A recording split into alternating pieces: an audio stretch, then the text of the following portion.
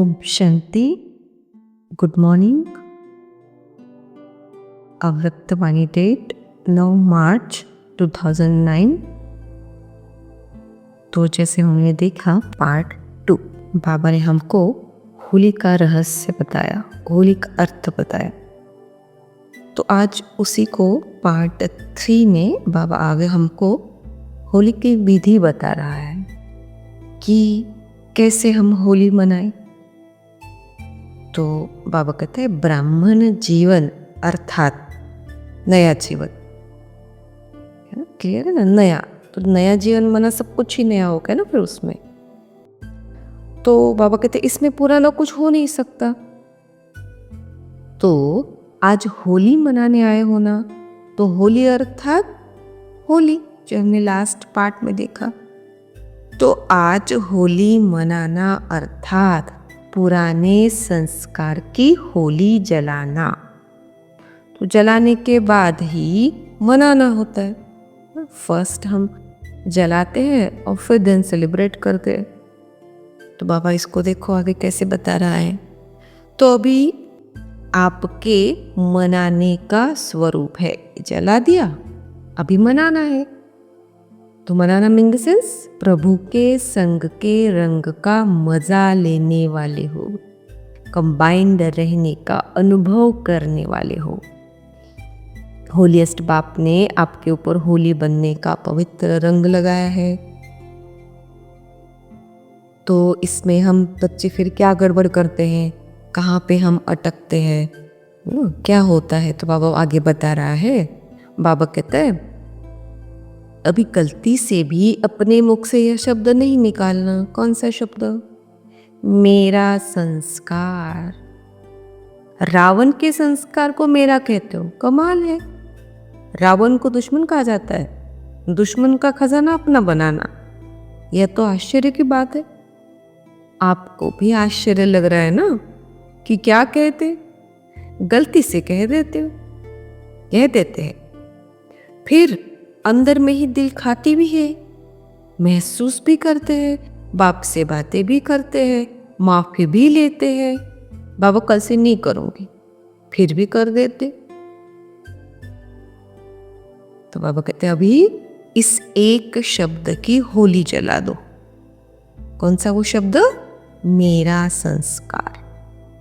तो उसके लिए बाबा बहुत अच्छा सा एक एग्जाम्पल यहाँ पे दे रहा है हमको कि जब हम बाबा के बन गए, जब नया जन्म ले लिया, तो क्या हो रहा है ना, उसको बाबा उदाहरण के साथ बता रहा है। तो बाबा उनको यहाँ पे उदाहरण देखो क्या बता रहा है। बाबा कहता है देखो, जलाने में भी एक बहुत अच्छी बात बताते हैं।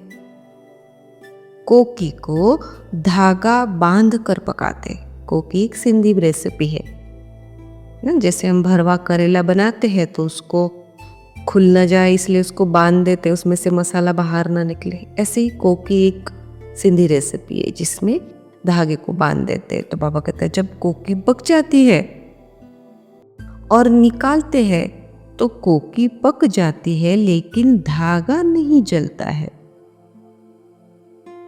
कोकी पक गई बट धागा नहीं जलता। यह निशानी भी आपने जो पहला पाठ पढ़ा है कि आत्मा अविनाशी है और शरीर विनाशी है, उसकी बना दी है। तो इसमें बाबा क्या बता रहा है कि धागा माना आत्मा और जो रेसिपी है कोकी वो है ये शरीर।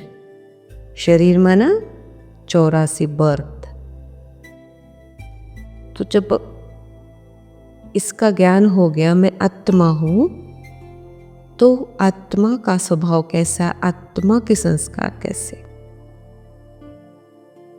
तो शरीर तो हम 84 शरीर है, तो 84 शरीर के स्वभाव संस्कार नहीं इमर्ज हो, सिर्फ आत्मा के स्वभाव संस्कार। तो नया जीवन माना आत्मिक स्वभाव और संस्कार वो सिर्फ मेरे हैं। तो पुराना माना ये शरीर जो हमेशा चेंज होता रहता है। तो बाबा यहाँ बता रहा है कि देखो बाप दादा देखते हैं कि हर त्योहार या शास्त्र बनाने वाले बच्चों को भी कमाल है, कमाल कम नहीं है तो वह भी बाप के बच्चे, लेकिन आप तो सिकिलदे हो। तो भले उसमें आटे में नमक है लेकिन बनाया बड़ा रमणीक है। आप देखो हर त्योहार का यादगार बनाया है, लेकिन कई बातें जो सूक्ष्म है उसको स्थूल रूप में दिखाया है। तो हर एक त्योहार में एक एक चीज उसकी विधि से लेके उसमें जो जो इस्तेमाल होता है उस सब को बाबा सूक्ष्म में हमको समझा रहा है। जैसे बाबा ने कोकी का एग्जाम्पल दिया, तो ऐसे ही हम हर एक जो भी हमारे सामने स्थूल की चीजें आए उसको हम सूक्ष्म में कन्वर्ट कर अपने आत्मिक स्वरूप में कैसे टिके, कैसे आत्मा का पाठ हम पक्का करें, वो यहाँ बाबा बता रहा है। तो ये था पार्ट 3, 9 मार्च 2009। ओम शांति।